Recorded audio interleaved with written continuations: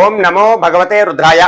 శ్రీరామనవమి రోజు ప్రతి ఒక్కరూ కూడా ఇంట్లో ఏదైనా ఒక చిన్నపాటి వెండి కాయిన్ తీసుకుని రాముల వారిగా భావిస్తూ మీరు ఆ వెండి కాయిన్ కి అభిషేకం ఖచ్చితంగా చేసుకోండి.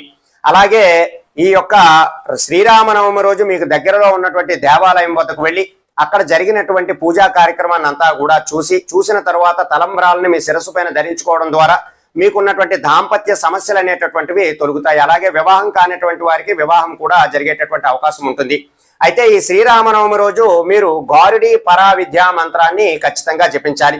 ఈ మంత్ర జపంతో మీకు ఎటువంటి అనారోగ్య సమస్యలు ఉన్నా సరే అవన్నీ కూడా తొలగిపోయి చక్కగా ఆరోగ్యం కలిగేటటువంటి అవకాశం ఎక్కువగా ఉంటుంది. కాబట్టి ఈ మంత్ర జపం అనేటటువంటిది చేసుకోండి. ఆ మంత్రం ఏమిటి అంటే యక్షి ఓం ఉం స్వాహ.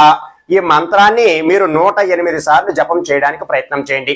అలాగే మీకు ఈ సంవత్సరం పొడవునా ఉన్నటువంటి కష్టాలన్నీ కూడా తొలగటానికి మీరు రామ మంత్రాన్ని రావి చెట్టు దగ్గర 108 సార్లు జపం చేయండి. ఆ మంత్రం ఏమిటి అంటే ఓం రామ్ రామ్ రామ్ రామ్ రామ్ రామ్ రామ్ రామ్ మమ విపదం నాశయ స్వాహ. ఓం తర్వాత రామ్ అనేటటువంటి మంత్రాన్ని 8 సార్లు చెప్పుకున్న తర్వాత మమ విపదం నాశయ స్వాహ. మీకున్నటువంటి కష్టాలన్నీ కూడా తొలగాలి అని చెబుతున్నారనమాట.